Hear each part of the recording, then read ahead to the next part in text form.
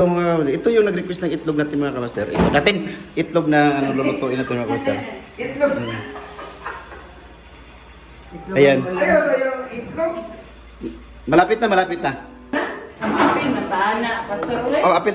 Okay mga kamaster, good morning. Nandito tayo sa isang kusina ng main church mga kamaster. Kasi nagluluto tayo ng itlog kasi si Bro Angelo Amor nag-request ng itlog kaya ayaw daw niya kumain ng mga karne.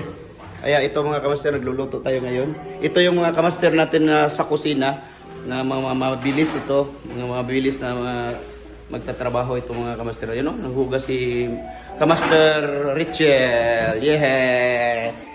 Kamatis at saka bumba. Yan! Yan ang mga ganda mga kamaster. Kapag magluluto tayo mga kamaster, amoy pa lang, ulam na. Ayan, ulam na. Ayan si Kamaster Bibing umano na mga. Oh, marami na kunong bawal kuno daw, sabi nila. Okay, luto na mga kamaster. Ayan, luto na ang ating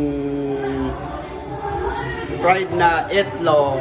Thank you for watching mga kamaster. God bless you all mga kamaster.